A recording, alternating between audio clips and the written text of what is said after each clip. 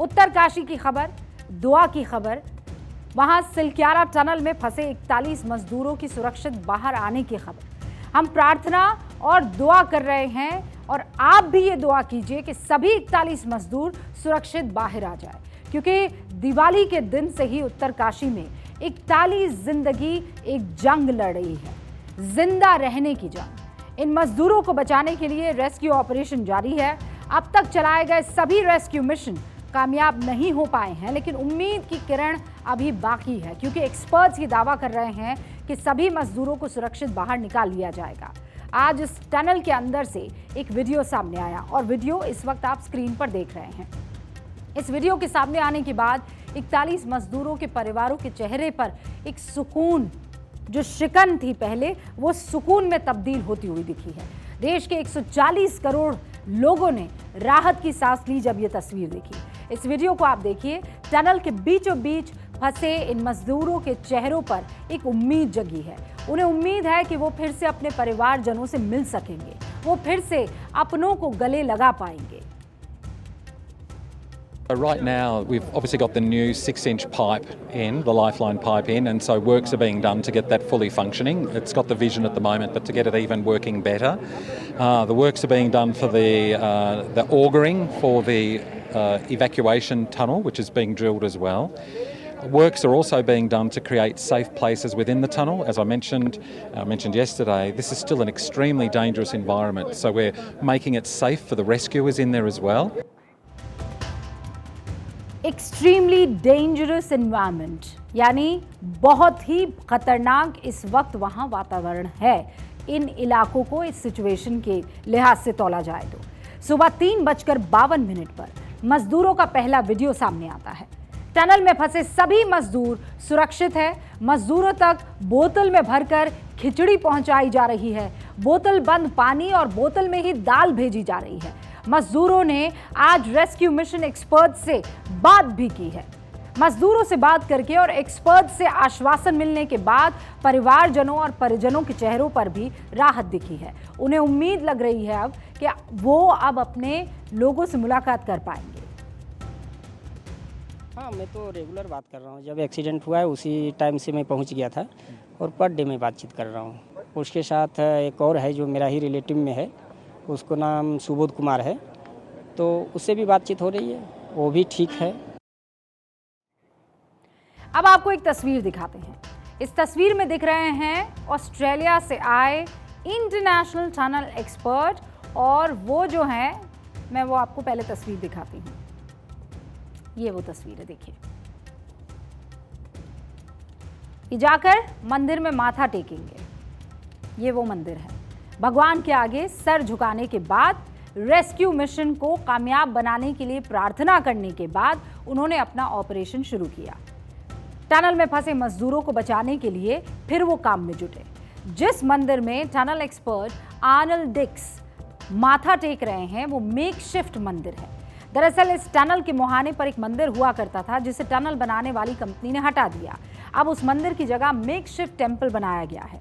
Arnold डिक्स ने ये जिम्मा लिया है कि वो हर कीमत पर कोशिश करेंगे उन मजदूरों को सुरक्षित बाहर निकालने की। सिलक्यारा की तरफ से ऑगर मशीन ने ड्रिलिंग शुरू कर दी है। खराबी आने के बाद मशीन 2 दिन से बंद थी। डंडाल गांव है एक, वहां की तरफ से टनल में ड्रिलिंग जो है वो शुरू हो चुकी है। 8 मीटर के करीब ड्रिलिंग हो चुकी है।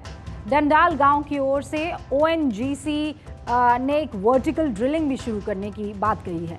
ड्रिलिंग से पहले सर्वे पूरा हो गया है। सिलक्यारा की तरफ से वर्टिकल ड्रिलिंग बुधवार को शुरू हो जाएगी। गुजरात के वलसाड और ओडिशा के हीराकुंड से आज मशीनें जो हैं वो इस इलाके में पहुंच रही है।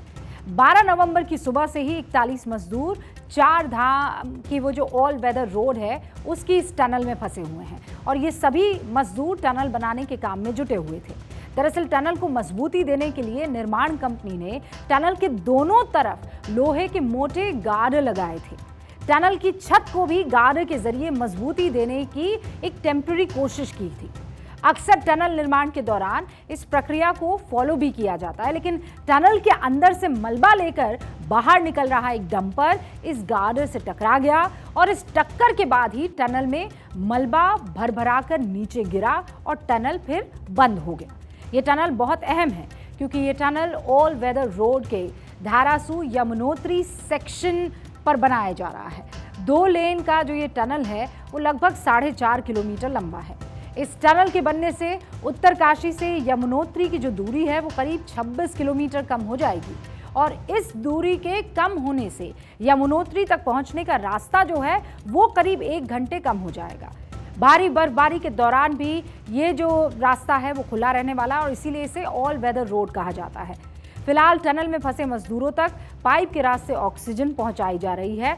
अभी जो 6 इंच का पाइप मजदूरों तक पहुंचाया गया है, ये पाइप भी फिलहाल 41 लोगों की जिंदगी की डोर जो है वो मजबूती से पकड़े हुआ है। इसी पाइप के जरिए कम्युनिकेशन हो रहा है, इसी पाइप के जरिए उम्मीद जो है वो बंधी हुई है क्योंकि उत्तरकाशी में चिन्याली, सौड़ और धारासू बैंड के पास सड़क बहुत ही सकरी है, जिसकी वजह से हैवी ड्रिलिंग मशीन लाने में वक्त लग रहा है। सिलक्यारा की तरफ से 2340 मीटर टनल का काम इस वक्त पूरा हो चुका है। डंडाल गांव की तरफ से 1750 मीटर टनल का काम इस वक्त पूरा हो चुका है और दोनों के बीच में 441 मीटर टनल का काम अभी बाकी है। सिलक्यारा की ओर से ही 60 मीटर के करीब मलबा गिरा है। इस मलबे के पीछे ही 41 मजदूर इस वक्त फंसे हुए हैं और वो आप तस्वीरों के जरिए देख पा रहे होंगे। देखिए 60 मीटर तक मलबा कहाँ जमा हुआ है, एक बार फिर से वो तस्वीर हम दिखाएंगे जहां पर हम ग्राफिक्स के जरिए देखिए समझाने की कोशिश करें। 60 मीटर तक मलबा जमा है और जहां मजदूर फंसे हुए हैं वो बिल्कुल उससे लगता हुआ इलाका है और कुल लंबाई जो है वो 4541 मीटर की बताई जा रही है। मजदूरों की सलामती के लिए दुआओं का दौर तो चल ही रहा है। उत्तराखंड के सीएम पुष्कर सिंह धामी प्रधानमंत्री नरेंद्र मोदी को लगातार अपडेट दे रहे हैं। पीएम ने आज सुबह भी मजदूरों को निकालने के लिए जारी कोशिशों के बारे में सीएम से पूरी जानकारी ली। सभी एजेंसियां और सभी जो इंजीनियर, टेक्नीशियन, विशेषज्ञ इस काम में लगे हैं, उनकी मेहनत और परिश्रम से 6 इंच की जो पाइप है वो अंदर पहुंच गई है और उससे अब भोजन और सभी प्रकार की जो खाद्य सामग्री है उनके लिए पहुंच पाएगी। निश्चित रूप से ये हम सबको प्रोत्साहित करने वाली है और हम भगवान से प्रार्थना करते हैं कि जल्दी से जल्दी ये रेस्क्यू अभियान पूरा हो। ऑगर मशीन से सिलक्यारा की ओर से 3 फीट चौड़ा एक पाइप वर्टिकल ड्रिल किया गया है। पाइप के रास्ते में रुकावट जो आई थी उसे हटाने के लिए पाइप के अंदर फिर 800 mm का दूसरा पाइप ड्रिल किया जा रहा है। डंडाल गांव की तरफ से 472 मीटर ड्रिल करना अभी भी बाकी है। ये ऑपरेशन बहुत जटिल है और इसीलिए 2 तरफ से वर्टिकल और हॉरिजॉन्टल ड्रिलिंग इस वक्त की जा रही है क्योंकि कोई दिक्कत ना आ जाए, इसके लिए फूल प्रूफ इस वक्त काम करना जरूरी है। सिलक्यारा की तरफ से पत्थर और पानी की जांच पूरी कर ली गई है, लेकिन ड्रिलिंग मशीनें वहां नहीं पहुंच पाने से रेस्क्यू में इस वक्त देरी आ रही है।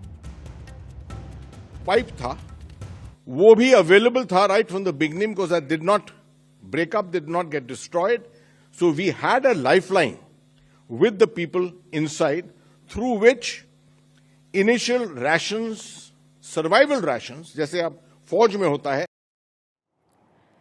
मजदूरों को बचाने के लिए मशीनें और पाइप पहुंचने से इंडियन एयरफोर्स की मदद भी ली जा रही है। एयरफोर्स के 2 C-130J और एक C-17 विमान रेस्क्यू ऑपरेशन में लगा दिया गया है।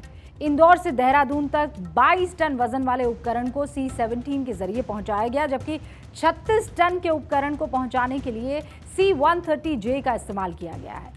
अब तक आपने अलग अलग ड्रिलिंग की बातें समझ ली, लेकिन कोई भी कंफ्यूजन ना रहे, इसलिए मजदूरों को बचाने के लिए हर संभव कोशिश की जा रही है और इसीलिए ये जानना जरूरी है कि मजदूरों को बाहर निकालने में अब भी 4 से 5 दिन का वक्त लग सकता है। तब तक मजदूरों का हौसला रखना बहुत जरूरी है।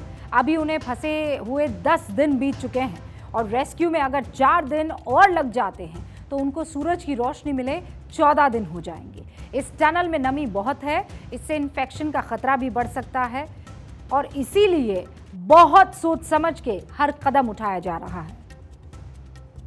Medicines, essential medicines ऐसे क्लोज्ड एनवायरनमेंट में आमतौर पर विटामिन डी, विटामिन सी की खास जरूरत होती है. Efforts have been made to push in these items into that space, into the space where these 41 workers are at the moment existing. यही वो दो महत्वपूर्ण विटामिन हैं जिनसे अभी इनकी दूरी होगी. विटामिन डी इसलिए क्योंकि सूरज की रोशनी ये खुद नहीं देख पा रहे होंगे और ना ही इनके शरीर को मिल पा रही होगी. विटामिन सी इसलिए क्योंकि वहाँ नमी होने की वजह से इन्फेक्शन का खतरा बढ़ सकता है और विटामिन सी आपकी बॉडी में उस खतरे से आपकी इम्यूनिटी को बढ़ाता है और इसीलिए ये दोनों दवाइयाँ आप सुन रहे थे कहा जा रहा है उन तक पहुँचाई गई है. टनल में फंसे मजदूरों को बचाने के लिए एक साथ 5 तरह से कोशिश की जा रही है. सिलक्यारा की तरफ से मेन टनल में 35 मीटर ड्रिल किया गया. इसकी जिम्मेदारी NHDCIL के पास है. डंडाल गांव की तरफ से मेन टनल में 480 मीटर की खुदाई हो रही है. इसकी जिम्मेदारी THDCIL के पास है. डंडाल गांव की तरफ से 172 मीटर वर्टिकल ड्रिल किया जाएगा और ये ONGC के पास है इसका जिम्मा. सिलक्यारा से 350 मीटर आगे BRO ने रोड बना दिया है. अब RVNL हॉरिजॉन्टल ड्रिल करेगा. सिलक्यारा की तरफ से 1.2 मीटर चौड़ाई के वर्टिकल ड्रिल की खबरें भी मिल रही है. 84 मीटर के इस ड्रिल की जिम्मेदारी सतलुज जल विद्युत निगम के पास दी गई है. इन्हें बचाने के लिए NDRF के अलावा ITBP और BRO की टीमें रेस्क्यू में जुटी है. आप भी दुआएं कीजिए कि जल्द से जल्द ये लोग निकल आए, सुरक्षित निकल आए. और इनका सुरक्षित निकलना इसीलिए ज़रूरी है क्योंकि अगर इतनी मेहनत और इतनी लगन के साथ हर कोई इन्हें बचाने की पुख्ता तैयारियां कर रहा है तो इन मजदूरों का हौसला बुलंद करने के लिए बहुत ज़रूरी हो जाता है कि आप दुआएं जारी रखें.